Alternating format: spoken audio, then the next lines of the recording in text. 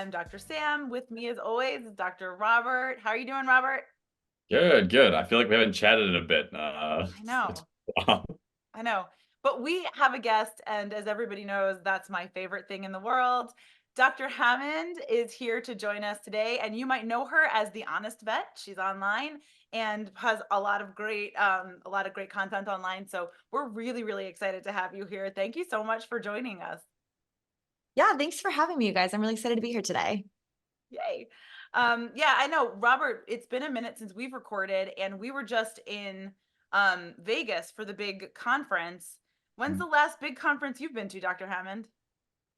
So, funny enough, I haven't gone to a big one this year. I ended up going as a guest of Hill's Pet Nutrition to the Consumer Electronics Show in Vegas. And it was really, really fun. They had a little cohort of veterinarians and split us into groups every day. And we just like ran around the fair looking for technological innovations and advancements that we could somehow bring into the veterinary space.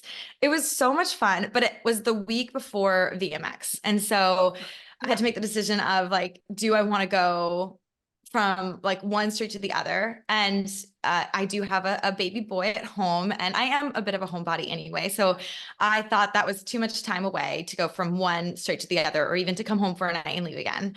Mm-hmm. And then I had to decide if I wanted to go straight back to Vegas in a month, because I'm in Charleston, South Carolina, and that's not a short trip. No. And I didn't want to, so I decided not to go to VMX either. So I decided this year to do something I haven't done before, and I'm actually going to a Fetch conference. I haven't been to any of the Fetch conferences. Oh. Yeah, so I thought it would be fun. They have one in Charlotte, which is only about a 3-hour drive. And so I thought that would be perfect. I've done one big trip.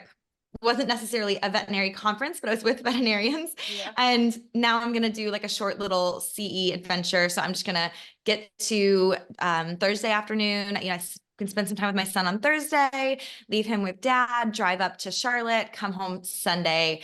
And I just feel like it'll be a little bit more relaxing too. Sometimes flying by plane can be stressful. So, it's such a deal these days. So I feel like this is going to be something fun and new for me to do this year. Yeah, and sometimes it's nice to just have that like a little bit of truncated time where you're like, okay, I know that I get to just kind of nerd out and like go back to school for a couple of days and go. Conferences are kind of energizing in a different way, especially totally different than what you were doing at that other conference. You get to just kind of focus on your education, which, I mean, we're all veterinarians, we're all nerds. That's just a fact, right?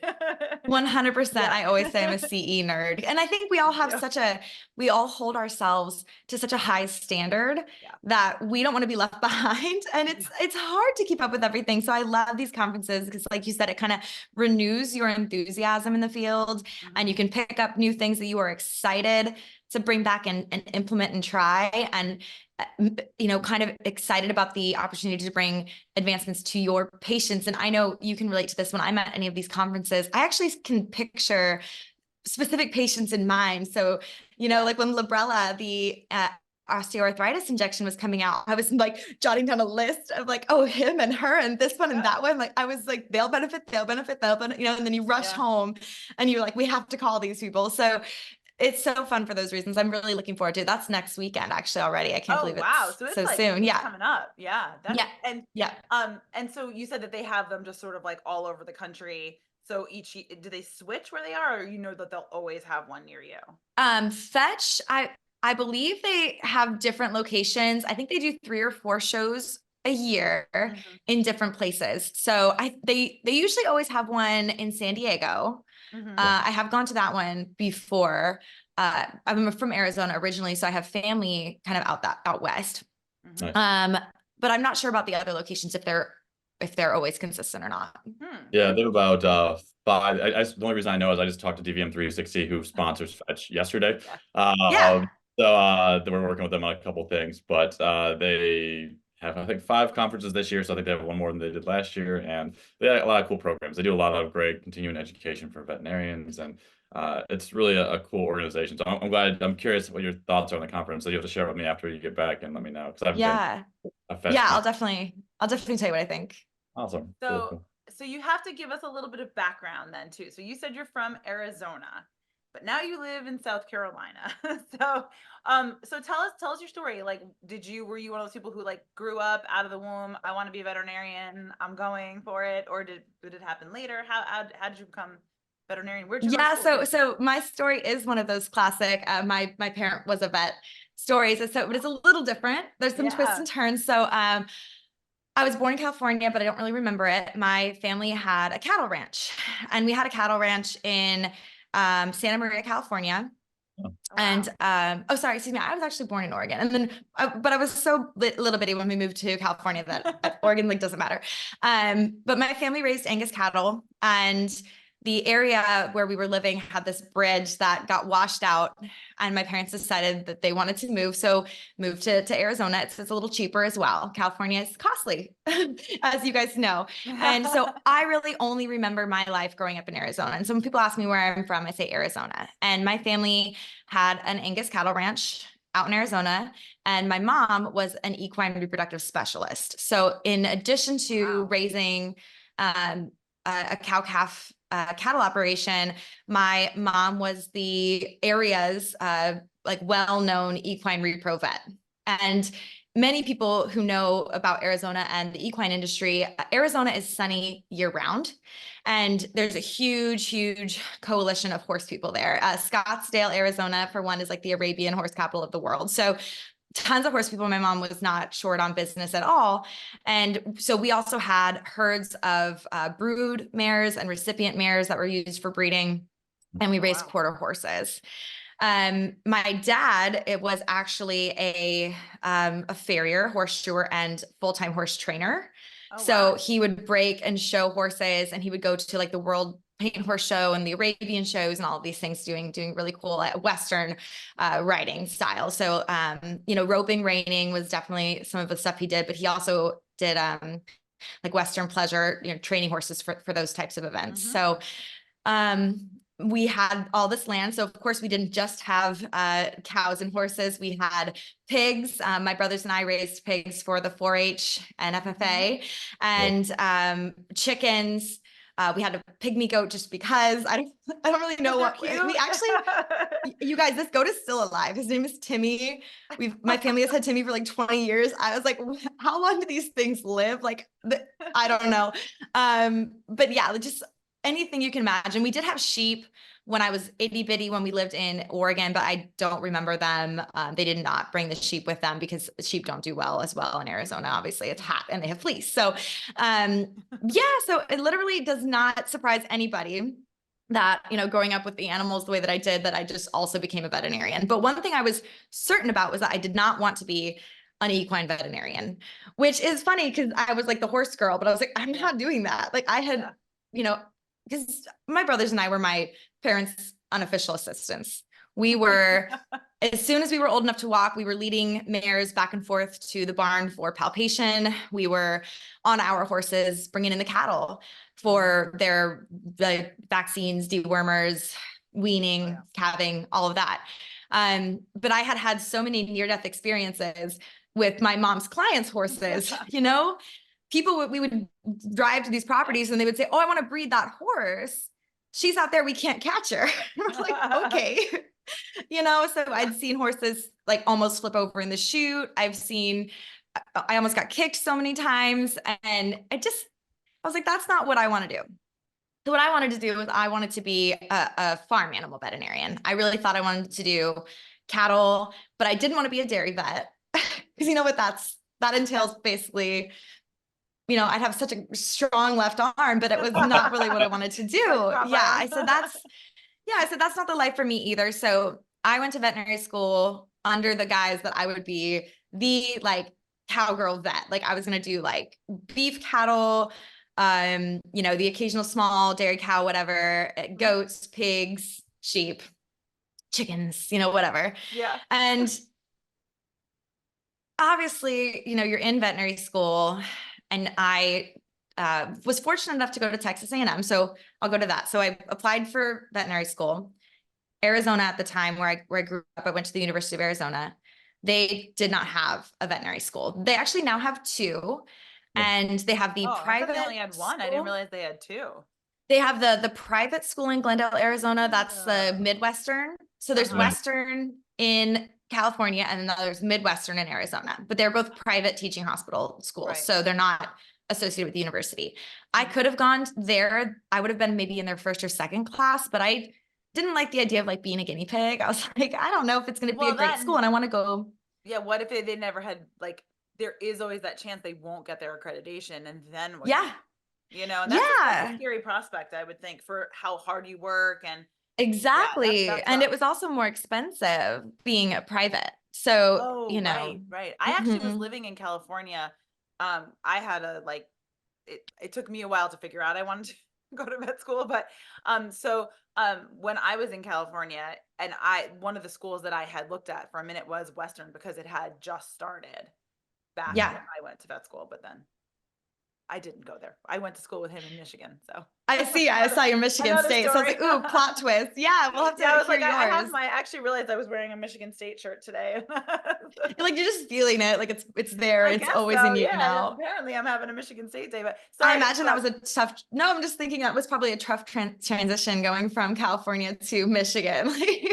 Well, actually, you know what it was? I'm from New York originally, and I Oh, lived okay. out and I met my husband out in LA. And then we had moved to North Carolina, actually. So I was in North Carolina, we had family there, and I applied to NC State, Michigan State, Missouri, and Kansas, because we have a lot of friends in Kansas. So I was like, sure, I'll go to Kansas. And so I got into Michigan and Kansas, and then my husband's from Michigan. So There you I go. went to Michigan. Yeah. Yeah. That Well, made it good. easy. I mean, it's cold up there. I wouldn't have been able to go. I'm like, Yeah, I sorry. know. You're like, this is not my kind of place that I would like to Yeah. go. You're like Coming from Arizona, Arizona. Texas, South Carolina. Yeah. I stay low and warm. That actually sounds very smart to me, and I eventually would like to pull my family down there because I love But living I in the won't snow. lie. I did apply to some places in cold weather. So like I was saying, Arizona didn't really have a good option at the time. Right. And so I basically looked at all the veterinary schools and I looked at how much it costs to apply to the schools. Cause each one you apply for, there's additional cost associated with, sending your scores and adding on another VMCAS or whatever it was called. And Yeah. yeah, cause it's not cheap, but it is actually smarter to maybe cast a wider net because it's cheaper to apply to more schools at one time than to apply to like one or two schools at a time and not get accepted. So I ended up ultimately applying to 8 schools, and I did have NC State was on the list. I think that was the farthest I was willing to go. I was like, except for Ohio. And I did apply to Ohio because Ohio State takes so many out-of-state students. That's so I was why I like, applied to Kansas, actually. It's Ohio. yeah, that's probably why they're like, they have to lure in people from out of state, because no one really wants to stay there in the freezing cold. It was snowing when I got there, and I was like, I don't for my interview. I was like, not gonna work for me. yeah, I had some concerns, but anyway, yeah. So I ended up in Texas, and I was fortunate enough to have a scholarship. If you can get into Texas A&M as an out-of-state veterinary student, they will give you in-state tuition if you can keep your 3.0 GPA, which if you're a veterinarian, we're all, like you said, super nerds and like super competitive. So that wasn't really a problem. But anyway, I was accumulating all these loans and I was looking at my options, and I was tired after veterinary school. I was like, do I really want to go like have this farm truck and like drive around all day and be on call all weekend and get paid nothing compared to what I could make? So when I was applying for jobs out of veterinary school, I actually applied for a couple mixed animal positions around like the Austin, Texas area.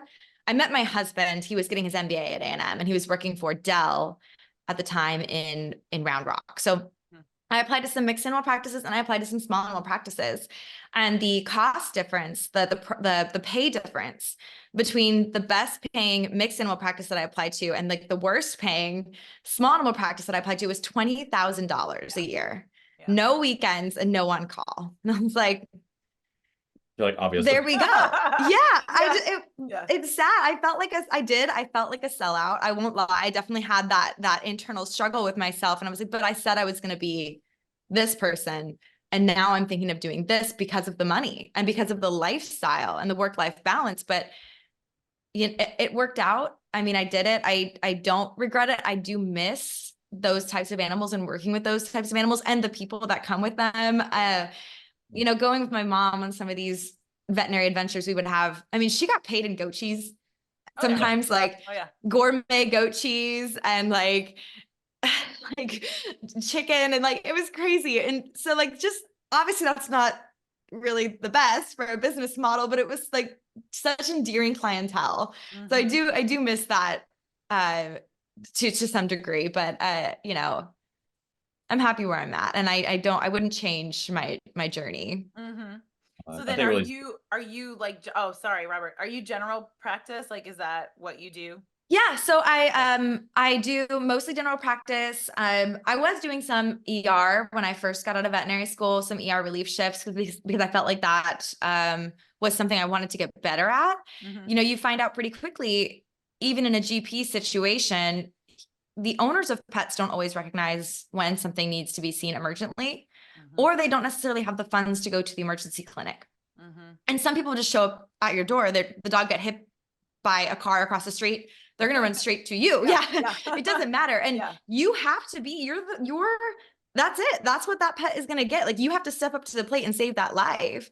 And I had a few of those experiences in the first 6 months working in Austin at my first small animal job. So I decided I wanted to get some ER experience. I thought I really need some mentorship in this. I want to get better at this. Like I saw GDV and I was so nervous, and you're just kind of generally nervous anyway when you're a baby doctor because you're so afraid of messing up and doing the wrong thing. And but that can also be a fault, right? Because if you don't act, you know, again, you're the thing that this pet is relying on. So you have to do something. So I wanted to do whatever it was well. So I basically spam emailed all of the ERs in Austin and I said like, hi, I'm a baby doctor. I have 0 ER experience and I will come work for you for $60 an hour, which sounds like a lot of money to somebody who's not in the veterinary field. But if you are working vet ER relief, you usually get like $120 to $150 an hour. So I was like, I'll work for half price to learn. And of course they were like, great, cool. So I was doing, yeah, exactly. So I went from, I had a GP job that was 4 days a week, which seemed like nothing after veterinary school. I was like, you mean I have 3 days off and I'm not here at 6 a.m. and I'm not like the sun is still out when I leave. So I felt like I had all this extra free time. And so I started doing 1 day a week at the ER just to really get good mentorship and get good skills. And it was wonderful. I think it was one of the best things I could have done for my career. It made me so much more confident in handling emergencies and even my patients on a day-to-day level, because if you can handle like 7 or 8 things around you being like triage at the same time, then you can handle like 2 or 3 cases on the clinic floor pretty easily. So I think it was a great move. And then I went full relief after a few years. I was really loving doing just relief work. But now I've kind of settled down into one location here in Charleston, South Carolina. And I'm seeing mostly dogs and cats, but we also see exotics, which I think is really fun. So yeah, and I'm kind of new and getting into that. I've been doing it for about 6 months now. And I think that if you're a good, you know, clinician seeing dogs and cats, then I think most of us could really handle small mammals pretty easily. It's not that different, really. They obviously have some nuances and some inconsistencies, you know, between species, but no, it's been really, really fun and I'm really enjoying it. And I think, you know, it's definitely kind of a field that's missing. There's not a lot of doctors who want to see these little guys and they need care too. So, so it's been fun and it's kind of good because I'm getting to see a variety of species again, which was kind of what I loved to start with. I was gonna say it's giving you like that feeling that you like, I need to see at least, I feel like, well, I just 2 species. That seems like nothing for us. You know what I mean? Yeah, Like, absolutely. Yeah. Like I would feel less confident jumping into like ruminants than I do like jumping into like small mammals because, you know, some of them are like hindgut fermentators, but it's still but technically they're hindgut fermenters. So yeah, but different. So so it's been a lot of fun and it does kind of satisfy that need. That's cool. I have 2 guinea pigs, so I now know that I can call you when I don't know what Absolutely. But you know what, the thing about these little guys is I tell everybody, like the best thing to do is just prevent illness. And that's for any species, but it's just so much harder to fix them because they're so fragile and they hide their prey. So they hide their illnesses so well. So it's like healthy, dead. So the sad part is a lot of times when they do finally come to see us, like they're so sick already that the like survival rate isn't the best, but like at least you know that you tried and you gave them a chance. And some of them do very well. And it really depends on the owner and how knowledgeable the owner is. Right, right. That makes Mm. total sense. Yeah, and I think that leads really well into kind of what you're doing now, because I think a lot of the problem, obviously Sam and I are trying to help, addressing affordable care, making access to care easier for everybody, but access to information is just as important, and not just information, but like good information. That's a really big, 100%. after Google is a fascinating place, but I think what you're doing is pretty cool too. So do you want to share a little bit about what you're doing on the side with all the other things you're doing? So Yeah, absolutely. So I want to start by saying, you brought up Dr. Google, and I have such a love-hate relationship with Dr. Google.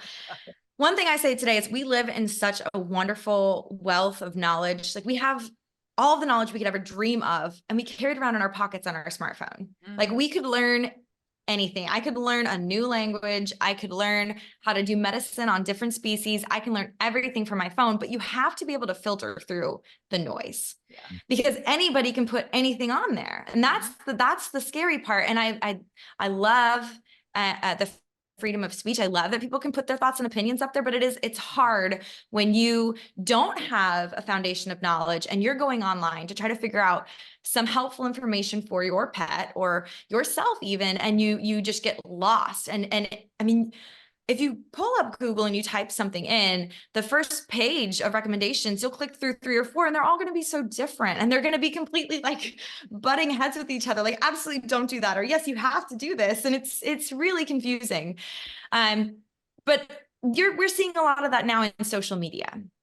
And I feel like the issue with social media is that a lot of people are taking things out of context. There's no context. People aren't even providing resources for the claims that they make. And then other people they see this trendy video, it makes them laugh and they take that as fact and they share it with all of their friends. And then this complete rumor, this complete misconception becomes like a fact.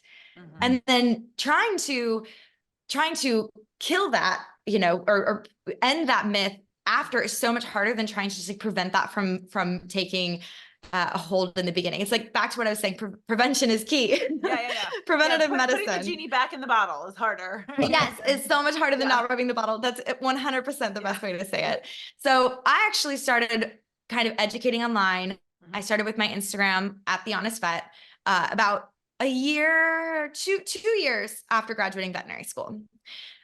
I mentioned my mom was a veterinarian, and when I would go around with her as her, child slave, veterinary assistant, she would tell people things like, hey, you really need to do XYZ to help, this horse get pregnant, or to help, this dog with his arthritis, because everybody's, farm has dogs too, and they would always ask questions. And people would take what she said at face value, and they'd say, thank you so much, I will definitely try that. But now it's different. This was the 90s, the early 2000s. This was before smartphones. So when I would go into an exam room and I would make recommendations, I was really surprised and taken aback when some people would say, but I heard this instead, or, but I read this, or, well, so-and-so says this. And I don't think I was necessarily prepared for that at first. It really took some getting used to. And then I really realized I had to be on top of my knowledge. I had to have references and resources available to back up what I was saying, because I was probably going to be questioned on my recommendations. And that was something I hadn't necessarily prepared for going into rooms to start with. So I started getting better at handling that. It's just one of those things you have to get used to, and growing in your client communication and growing in your confidence as well. And I had a very unique day, and I'll never forget this day. I had this beautiful little golden doodle puppy who had come in. The dog had been purchased from the breeder several days before, and the owner seemed kind enough, and she was here, but she had one of those contracts that said, like, absolutely do not give this dog lepto, they'll die. Do not give them heartworm protection. It said, if you do give them heartworm protection, give them heart guard. You have to split it up. Which we know doesn't work. You know that you cannot split those tablets, right? For people listening to this, you can't split them because the drug isn't evenly distributed throughout the tablets. So you might be giving like none of it in one half and like all of it in the other half. Yeah. Which is all of it would be better, right? But it doesn't work if you split it up. And then also they're based on body size. So if you're splitting it in half, you'd be underdosing if you did manage to split the dose. So a lot of it was just bad advice. And I know that this breeder meant well. I'm sure she loves the dogs that she's selling. I'm sure she's proud of them, but it's all based on misinformation. But anyway, so I was ready to address that with the owner. So I looked at it and I kind of had my talking points in my mind.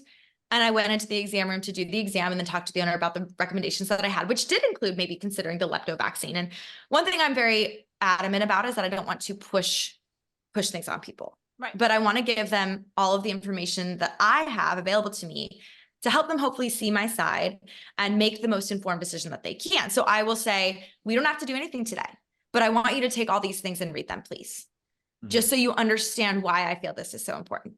Mm-hmm. But anyway, I didn't really even get there because I'm doing my physical exam with this little puppy and I noticed a pretty heavy amount of brown ear junk on both sides. So we say, brown debris. Debris. And I smelled it and it kind of has a very, very yeasty odor. And it's not uncommon for puppies to have little ear infections because, mama is cleaning and licking them all the time. And Texas, I was in South Texas or, not South, but like Southeast Texas, it's pretty hot and humid. Right. So yeast love it there. We see yeast infections. I mean, they kind of kept the clinics in business in the hill country. Yeah. All the ticks, all the fleas, all the yeast, all the parasites. Yeah. So I told this owner right now, I said, the puppy looks great. Heart sounds good. There's no umbilical hernia. There's no cleft palates. For a first puppy exam, I think everything looks great, but she does have a mild yeast infection, I think, in her ears. And the owner goes, okay. And just like looking me in the face, immediately like calls her breeder. She's like, I need to call my breeder. And I'm like, oh, and I was worried she's going to like try to take the puppy back or something. Like you sold me a damaged puppy. Yeah, and you're like, no, it's totally fixable. Yeah. But instead this whole thing just like just took me by surprise. So she calls the breeder on speakerphone and says, I'm here with the vet and she thinks my puppy has an ear infection. And she goes, I'll never forget this. The breeder says, do not let that woman touch your dog's ears. I was like, what? Like, excuse me? Like that, like I was just, and she's like, she doesn't know what she's talking about. That's not an ear infection. And just, I don't really remember where the rest of it went, but it was that first sentence that I was like, what is what is happening? What world are we in? Yes. And I felt completely helpless. I did not know how to bring the conversation back. I was so taken off. And as a veterinarian, my job is to advocate for the puppy. So I tried to explain, we could get a sample and put it under the microscope. And she said, nope, breeder said you can't touch the ears. You can't put anything in the ears.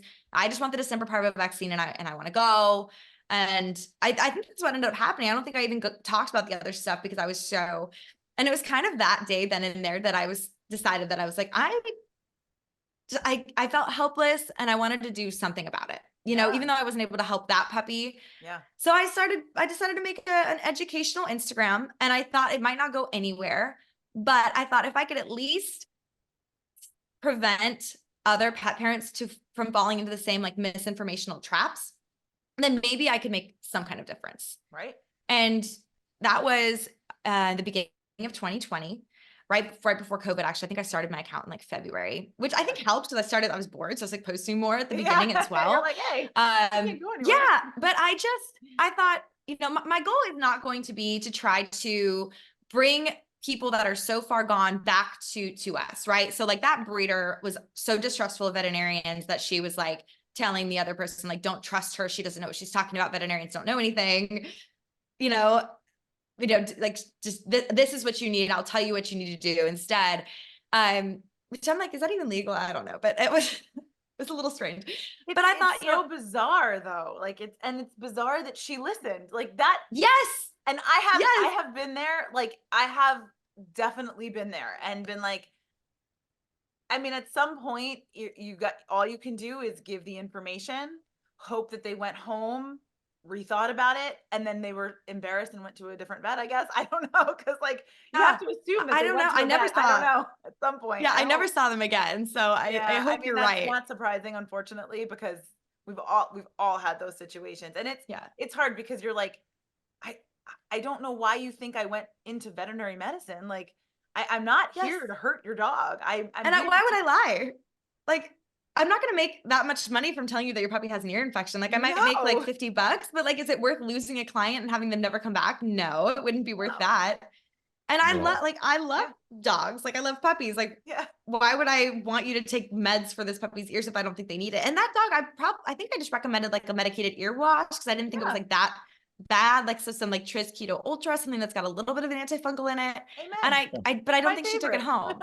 Yeah. And it's so funny you mentioned, I still think about that puppy. Oh, 6 yeah. years later, or Oh, yeah. I think it's been like 4 years since then. I still think about that puppy and I go, like, I hope it got its ears treated. Like, Yeah. I hope it, and I totally hope he got his understand. lepto, and I hope Yeah. he's okay, and I hope he got heartburn preventative. And Yeah. today, I still think about, and there's so many patients that I still think about. But yeah, so my ultimate goal was not to try to get those folks back, but to hopefully provide an alternative narrative for other pet parents that's a reliable and credible source. Right. So, again, I never want to make anyone feel bad for any decisions that they've made for their pets. I never want to force any of the recommendations that I'm making on anybody, but I just want to provide information in a fun and engaging way because I do enjoy it. And Yeah. I You can love tell teaching. you enjoy it. It's like you're fun to watch, and like Well, thanks. but the thing is too is that, like, even I feel like as another veterinarian, because there is so much bad information out there, you almost are like, okay, what are they saying? Like, let's see if we agree. But like, your information is really good. You're so adorable and like engaging and so cute. Like, you do a really good job, and it's like, oh yeah, watch her, she's great. Because Well, I really appreciate that. I yeah, do. oh And yeah, it's important to me too. I do actually, before I post anything, I double check everything that I'm going to say because I know that other veterinarians are out there, and I don't want somebody to be like, wait, that's not right. And again, Yeah. I also know that people are it's weird, because I have so many followers now, it definitely has given me like more credibility. So people are like, oh, well, she said this, so I'm going to believe her now. And I'm like, no, don't blanket believe me. Check me, double check me. Here's my resources. Like, because that's what I want people to do, but I know people won't, especially I got the blue check mark somewhere around like 90 to 100K. And I feel like that gave me, again, like instant credibility. But I am no more qualified than you guys. I am no more qualified than so many veterinarians that I work with to be giving this information. And I actually encourage all the veterinarians that I know, like, to have some type of online presence. You don't have to post every day. Yeah. You don't have to make trendy reels. You don't have to even post your face. There's another awesome account that I follow. He's a little bit more gruesome. He's an ER, like he does a lot of trauma. It's called The Tactical Veterinarian. I don't know if you've heard of him. Yeah. But he doesn't share his name. He doesn't share his face, but he is out there educating. And I love that approach too, because it is a scary world. And if you want to keep yourself and your family 100% safe and off the grid, I completely respect that. Right. I don't ever post my son, and I try not to share my location in real time ever, or places that I regularly visit. Yeah. Taking some basic precautions for safety. But I think that every veterinarian should have some type of online presence, because if we don't do it, other people will, and they are. Yeah. Oh, no, I agree. Yeah. They're stepping into those roles that we are more qualified to do. And people are believing them so blindly. Yeah. Oh, yeah.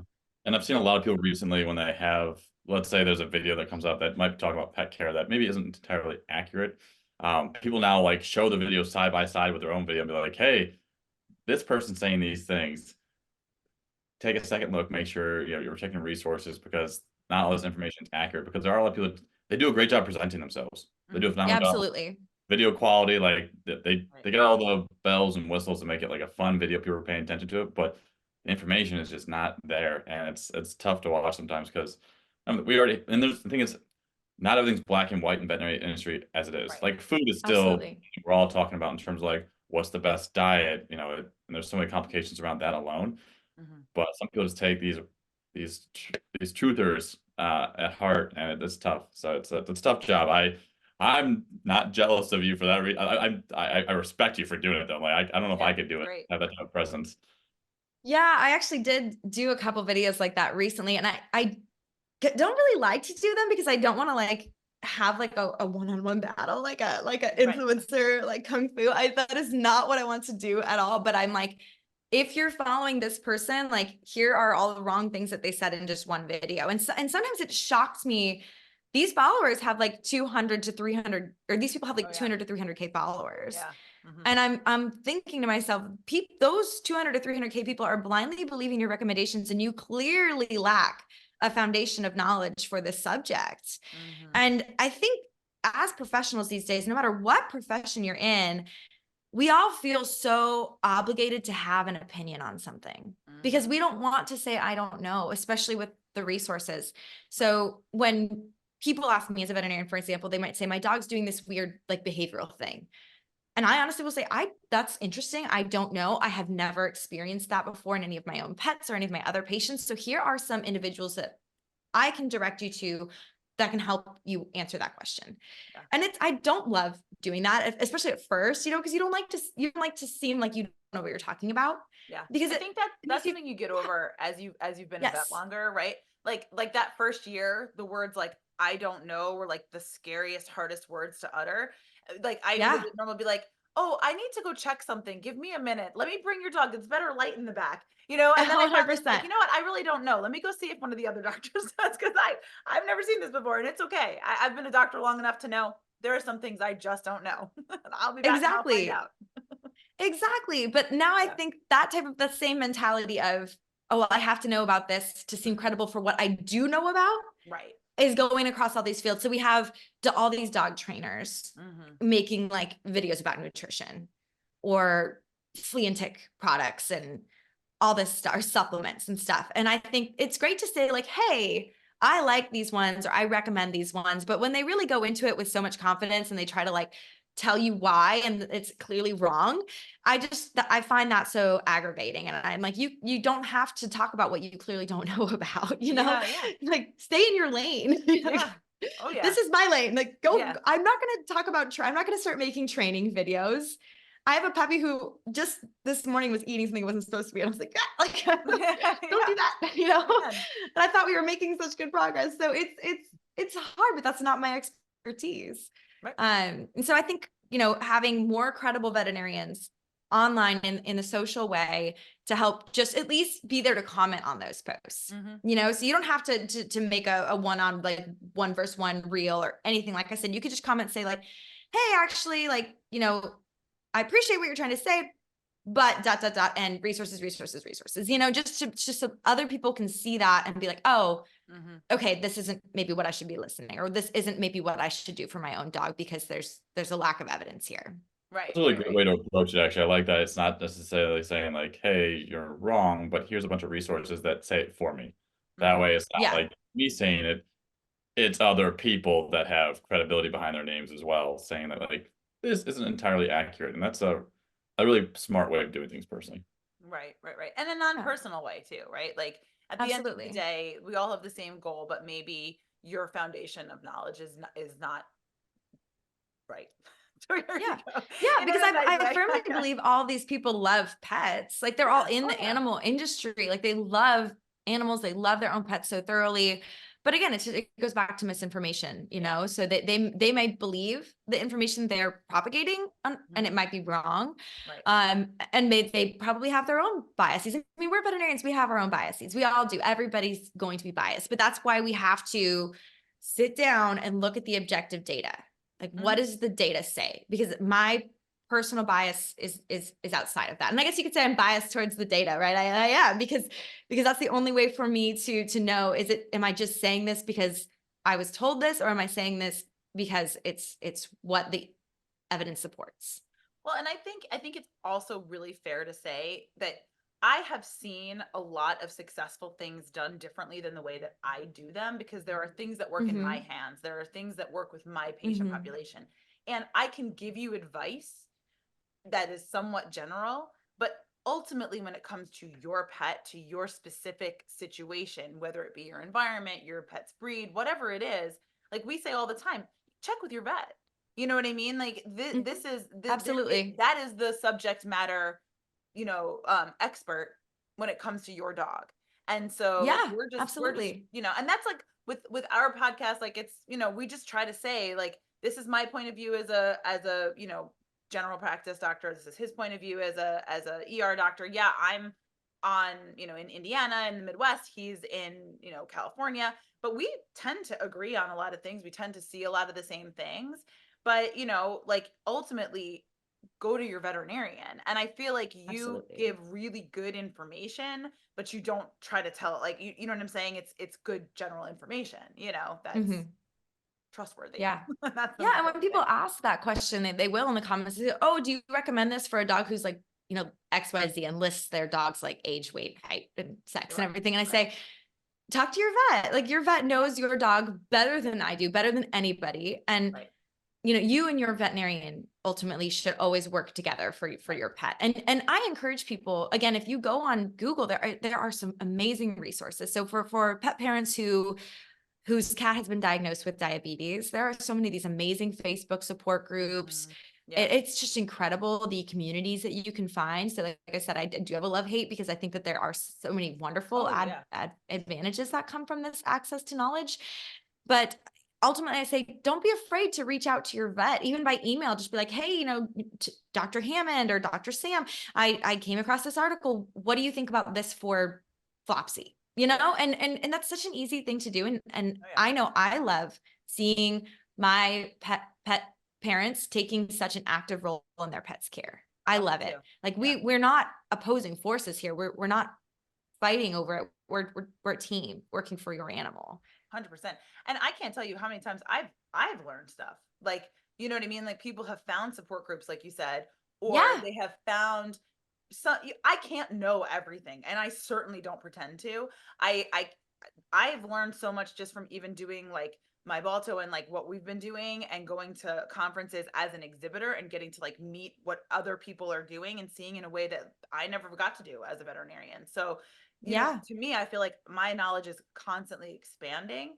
So I don't ever pretend to know everything, but I have a foundation, like you said, to be able to say, that sounds right. That doesn't sound right. Let me look into it for you. Let me help you make this informed decision versus Absolutely. just believing everything that, comes down. Absolutely. Yeah. Yeah, That's I a totally perfect way to say it. Yeah, I think the biggest thing is I have some friends who are like, "Hey, what vet should I choose?" And I'm like, "Find the vet that says I don't know," because Right. that's honestly the Yeah. one you want. It means they're gonna like I'm gonna find out because it means Right. they're going to Yeah. and they're not gonna rush a decision because they're too afraid to say they don't know. And Mhm. that's like I help with a lot of interns and residents. And the ones that always make mistakes, the ones that pretend like they know what they're doing and they don't ask first. And those are the ones that cause the problems. And the same things goes as we're later in our careers. And hopefully we say I don't know a little bit less as we get older. But it's Right. something that's a really big learn. Like I teach that to all the interns and residents. Like say I don't know, it's okay, but I'll find out for you. And that's a bigger thing because that shows that you're committed to making their pet better. Mhm. Um, but at the end of the day, it's just like all the noise out there. I try and reemphasize like go with people that have the education and the experience. Like Mhm. both are very important because breeders, for example, they're lovely people. They have a very specialization for maybe a unique breed. So maybe they're all Frenchies, which is great. So they made Frenchies really well, but I've had a breeder come to me one time. They're like, "Yeah, I've raised over 100 Frenchies." I'm like, "I've seen over probably 1,000 Frenchies at this point. Like your experience is good, but mine is probably better. I'll be honest with you. I've seen all the bad Yeah. stuff. Yeah. That's just how it is. Like I've got the numbers and the quantity on my side just to reinforce some of these things, not just saying, "Hey, I've raised 100 healthy Frenchies. I've got 1,000 sick ones that I know about." So You saw a healthy Frenchie? I it's very rare. What? I was like, No, I've I've lived seen with some many good ones. Frenchies and I still have yet to see a healthy Frenchie. I've got a couple. I feel like people are getting a little better, but I no, I worry they're the completely most agree. popular breed now, though. So we're gonna see a Job lot. security. Huh? Job. Job security. Job security, exactly. Which Exactly.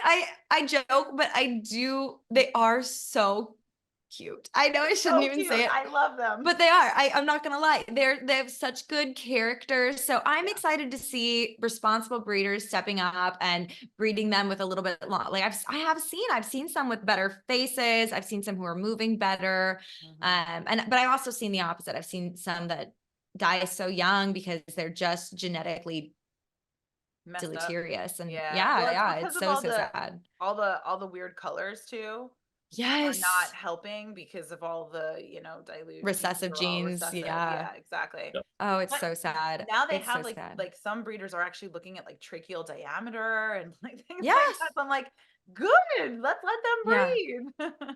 I still recommend to people first to, if you want a French bulldog, go to a rescue. Like, you're going to save yourself money on rescuing something because you're not paying for it. And then, it's probably going to have some type of health problem, because that's usually why they get dumped, because people can't afford to treat their chronic conditions. So a lot of them have like the bad allergies, plus the breathing problems. A lot of them get a lot of skin and ear infections, and these things become expensive to manage. They really are. And it's heartbreaking. So there are a lot of very cute Frenchies in need of good homes. So if you love Frenchies and you don't want to, not have one, but you don't want to continue to support bad breeding practices, like, and you don't know where to find a good breeder, like go to a rescue. Like, that's they are everywhere. There's some really, really good French bulldog rescues. Oh yeah. We work with one here in Charleston, and they do a great job.